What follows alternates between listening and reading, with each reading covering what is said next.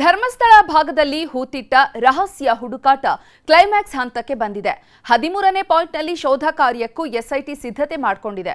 ಇದರ ಮಧ್ಯೆನೇ ಯೂಟ್ಯೂಬರ್ಗಳ ಮೇಲೆ ಹಲ್ಲೆ ಮಾಡಿದ್ದಾರೆ. ದೊಡ್ಡ ಗಲಾಟೆಯೇ ಆಗಿದೆ.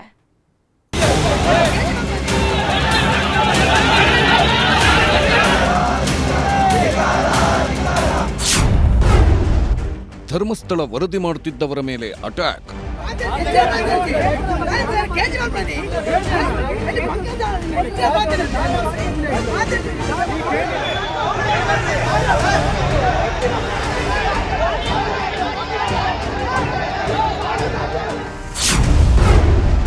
ಮಾಧ್ಯಮಗಳ ಕ್ಯಾಮೆರಾ ಕಿತ್ಕೊಂಡು ದಾಳಿಗೆ ಯತ್ನ.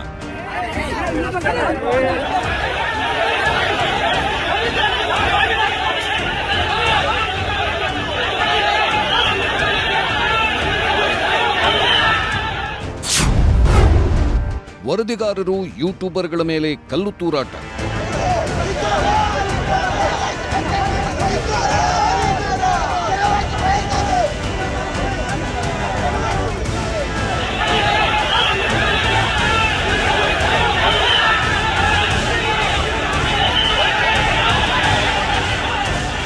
ಧರ್ಮಸ್ಥಳದ ನೇತ್ರಾವತಿ ತೀರದಲ್ಲಿ 8 ದಿನಗಳಿಂದ ವರದಿ ಮಾಡುತ್ತಿರುವ ಮಾಧ್ಯಮದವರ ಮೇಲೆ ಹಲ್ಲೆಯಾಗಿದೆ. ನಿರಂತರ ವರದಿ ಮಾಡ್ತಿರೋದನ್ನ ತಡ್ಕೊಳ್ಳೋಕ್ಕಾಗದ ಕೆಲವು ಪುಡಾರಿಗಳು, ಕಿಡಿಗೇಡಿಗಳು ಗಲಾಟೆ ಎಬ್ಬಿಸಿ ದಾಳಿ ಮಾಡಿದ್ದಾರೆ. ಮಾಧ್ಯಮಗಳ ಕ್ಯಾಮೆರಾ ಕಿತ್ಕೊಳ್ಳೋಕೆ ಪ್ರಯತ್ನಿಸಿದಾಗ ಮಾಧ್ಯಮ ವರದಿಗಾರರು ಅಡ್ಡ ನಿಂತರು. ಆಗ ಕಲ್ಲು ತೂರಾಟನೂ ಮಾಡಿದ್ದಾರೆ. ಸ್ಥಳದಲ್ಲಿದ್ದ ಪೊಲೀಸರು ಎಷ್ಟೇ ಹರಸಾಹಸ ಪಟ್ಟರು ಪೊಲೀಸರ ಮೇಲೂ ದಾಳಿಗೆ ಯತ್ನಿಸಿದ್ರು.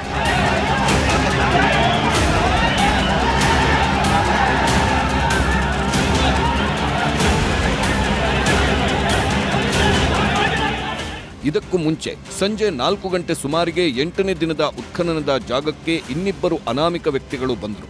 ನಾವು ಹೆಣಗಳನ್ನು ಹೂಳಲು ಸಹಾಯ ಮಾಡಿದ್ದೀವಿ ಅಂತ ಬಂದಿದ್ರು.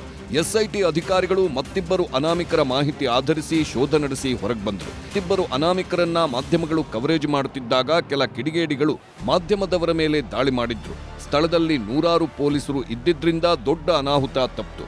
ಪೊಲೀಸರು ಕೈಗೆ ಲಾಠಿ ಹಿಡ್ಕೊಂಡು ಹಲ್ಲೆಗೆ ಬಂದವರನ್ನ ಓಡಿಸಿದ್ರು. ಆದರೂ ಅನೇಕ ಟಿವಿ ಮಾಧ್ಯಮದ ವರದಿಗಾರರು ಮತ್ತು ಕೆಲ ಯೂಟ್ಯೂಬರ್ಗಳಿಗೂ ಗಾಯವಾಗಿದೆ.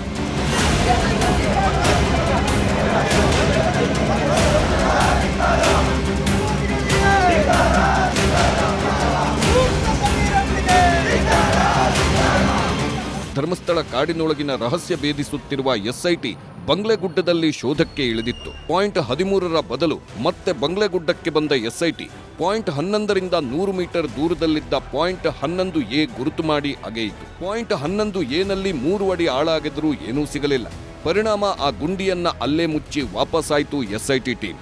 ಇದೀಗ 13ನೇ ಪಾಯಿಂಟ್ನತ್ತ ಎಲ್ಲರ ಚಿತ್ತ ಬಿದ್ದಿದೆ.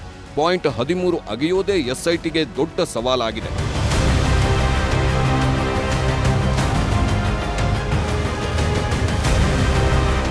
ಎಲ್ಲದರ ಮಧ್ಯೆಯೇ ಇಡೀ ಕೇಸ್ಗೆ ಟ್ವಿಸ್ಟ್ ಕೊಡುವ ಆರೋಪವೊಂದನ್ನ ಹೊತ್ತು ತಂದರೂ ದೂರುದಾರೆ ಸುಜಾತಾ ಭಟ್ ಪರ ವಕೀಲ ಮಂಜುನಾಥ್.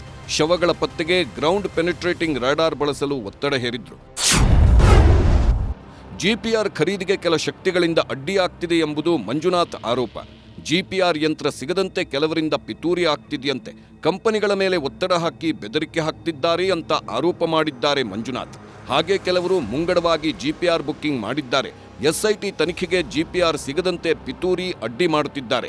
ಇದರಿಂದಾಗಿ ನ್ಯಾಯಕ್ಕಾಗಿ ಹೋರಾಡುತ್ತಿರುವ ಕುಟುಂಬಗಳಿಗೆ ಅತಿ ದೊಡ್ಡ ಅನ್ಯಾಯ ಆಗುತ್ತೆ ಎಂಬ ಗಂಭೀರ ಆರೋಪ ಮಾಡಿದ್ರು ಮಂಜುನಾಥ್. ಹಾಗಾದ್ರೆ ಏನಿದು ಜಿಪಿಆರ್? ಧರ್ಮಸ್ಥಳ ಕಾಡಿನೊಳಗೆ ಜಿಪಿಆರ್ ಏನ್ ಮಾಡುತ್ತೆ? ಏನೆಲ್ಲ ಸವಾಲುಗಳಿವೆ ಎಂಬ ಪ್ರಶ್ನೆಗಳು ಏಳುತ್ತವೆ. ಮಣ್ಣಿನೊಳಗೆ ಸೇರಿರುವ ಮೂಳೆಗಳನ್ನು ಪತ್ತೆ ಹಚ್ಚಲು ಜಿಪಿಆರ್ ತಂತ್ರಜ್ಞಾನ ಸಹಕಾರಿಯಾಗುತ್ತೆ. ಗ್ರೌಂಡ್ ಪೆನಿಟ್ರೇಟಿಂಗ್ ರಾಡಾರ್ ಮೂಲಕ ಮೂಳೆಗಳು ಎಷ್ಟೇ ಆಳದಲ್ಲಿದ್ದರೂ ಪತ್ತೆ ಮಾಡುತ್ತೆ. ಪ್ರಕೃತಿಯ ಸ್ಥಿತಿಗತಿಗಳು ಕೂಡ ಪರಿಣಾಮ ಬೀರುತ್ತೆ. ಮಣ್ಣಿನಲ್ಲಿ ಆಸಿಡ್ ರೂಪ ತಾಳಿರುವ DNA ಸಂಗ್ರಹಿಸಿ ಪರೀಕ್ಷಿಸಬೇಕು. ಭಾರಿ ಮಳೆ, ತೇವಾಂಶ ಜಾಸ್ತಿ ಇರುವ ಕಾರಣಕ್ಕೆ ಮೂಳೆಗೆ ಹಾನಿಯಾಗಿರೋದಿಲ್ಲ. ಮೂಳೆಗಳ ಹುಡುಕಾಟದೊಂದಿಗೆ ಎಸ್ಐಟಿ ಇನ್ನಷ್ಟು ಸಾಕ್ಷಿಗಳು, ದಾಖಲೆಗಳನ್ನು ಜಾಲಾಡುತ್ತಿದೆ. ಧರ್ಮಸ್ಥಳ ಗ್ರಾಮ ಪಂಚಾಯಿತಿಯಿಂದ ಇನ್ನಷ್ಟು ಮಾಹಿತಿ ಸಂಗ್ರಹಿಸಿದೆ.